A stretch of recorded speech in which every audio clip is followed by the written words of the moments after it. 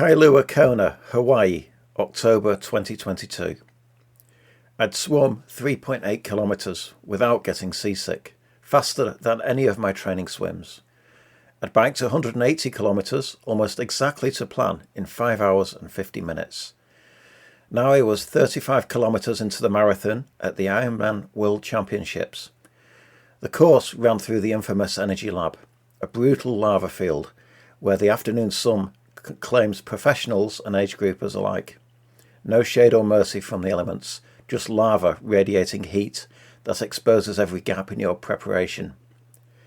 With 2 small climbs before the long descent to the finish line, I could already hear Mike Reilly, the voice of Ironman, in my head saying, "Gareth Holebrook, you are an Ironman," for the 10th and last time as I crossed that famous finish line on a Lee Drive. In Kona, my big dream turned into a nightmare. My race had been on point for 25 kilometres of the run. I was about 10 hours into the race before I noticed I was starting to struggle. Then, at 35 kilometres, 22 miles, I was on the ground. I was never fast enough to qualify outright for the World Championship.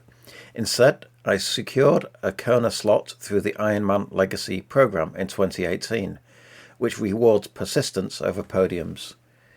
It was a one-time opportunity, no second attempt, no redemption if it went wrong. After deferrals due to the COVID-19 pandemic, the race finally happened in 2022. When I finally towed that start line on Thursday the 6th of October, 18 years of preparation were about to culminate and around 12 hours of racing. With only 7 kilometres or 4 miles of the run remaining, however, I found myself on the ground, curled into the fetal position, cramping and in tears. I'd lost consciousness only for a moment, but it was enough to make me realise I was done. Even writing about it now, even speaking about it now, I'm welling up. I can feel the heat of the black tarmac, the dizziness, the way the world narrowed. Strangely, I also remember feeling cold and starting to shiver. A few other athletes closing in on their dreams had stopped to help. Once an ambulance was called, I told them to finish the race. One athlete reminded me that the tagline for that year's race was Kulike, which is Hawaiian for "We're in this together." While I lay on the ground, half delirious, I came up with a perfect title for the closing chapter of the book. I was already wanting to write. I found my limit. This was supposed to be my lifetime goal, my Everest.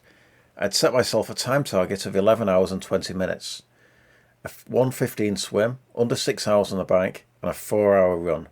All doable. However, when I checked my watch as I lay on the ground, I saw my finish time tick past. I couldn't even stand. I'd taken months off work, focused entirely on training that year, and spent a month acclimatizing in Hawaii. I'd given this race everything, and here I was on the asphalt. It was over. I told those around me, I give up. I'm done. A paramedic arrived on a scooter. I asked him to radio to the finish line. My wife, Thierry, was volunteering as a race doctor, and I didn't want her to see my tracker frozen and start to panic. "Tell her I'm pulling out," I said. The course doctor stopped briefly and told me another athlete was down behind me. I should sit tight. I drank water and waited. Brad, a sponsor and spectator, arrived on his bike. "How much salt have you taken?" he asked. I thought I'd managed about 1 gram per hour, 8 tablets in total, half on the bike, half on the run. But I'd dropped a few in the wind and couldn't keep the Gatorade down. "Not nearly enough," said Brad. He handed me a half-litre bottle with 1.5 gram sodium tab dissolved in it. I downed it, added my last gel, 30 grams of carbohydrates, and sat still. 30 minutes later, I was upright again. When the doctor came back, he checked my eyes to see if I could focus, checked my heart rate and asked if my date of birth and race number. All fine. I told him I'd walk to the next aid station.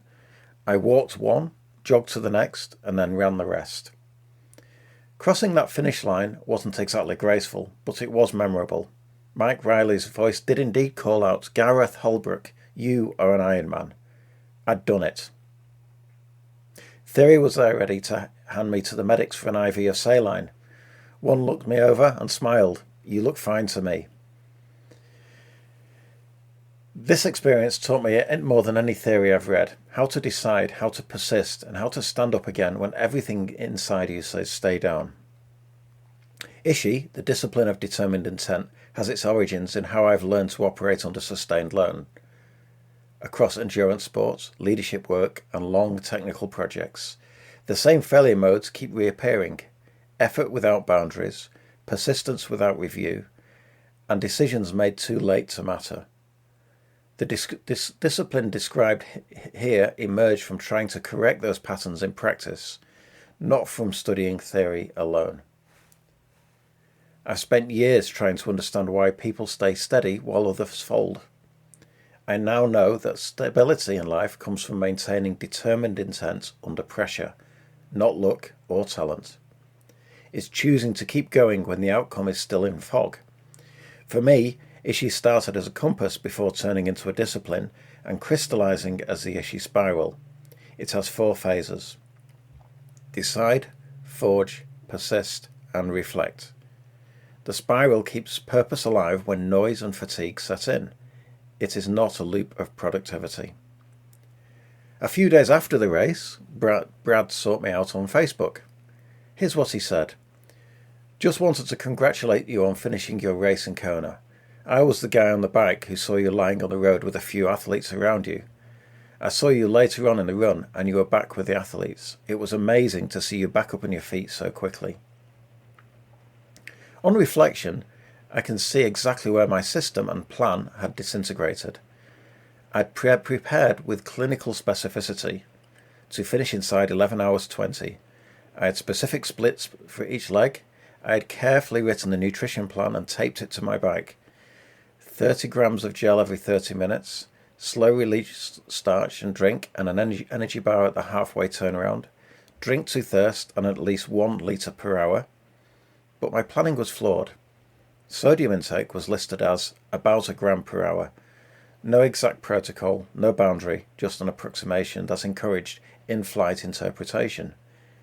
In the end, I didn't even take that much, taking salt tablets only at times when I was sheltered from the crosswinds, allowing me to take out of my food storage bag. That single omission added 2 hours to my ultimate finish time.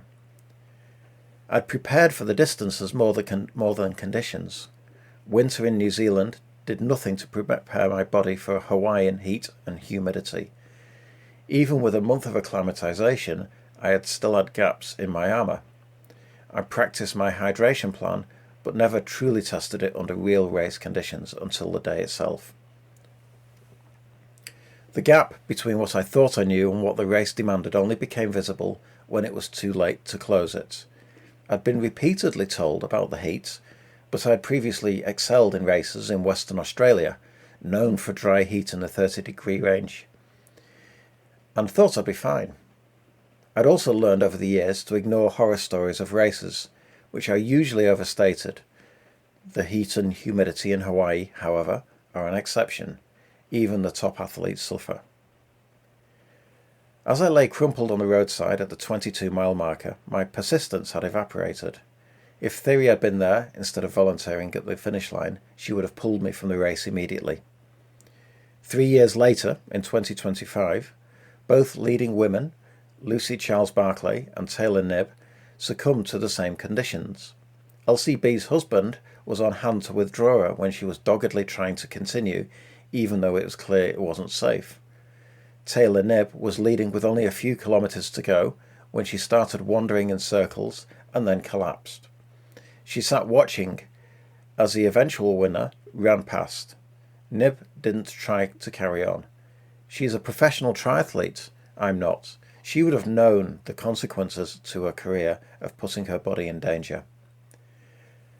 I became emotional watching that moment live. I was much slower, of course, but exactly the same things happened to me 3 years prior. What I called determination in that moment was actually ungoverned persistence.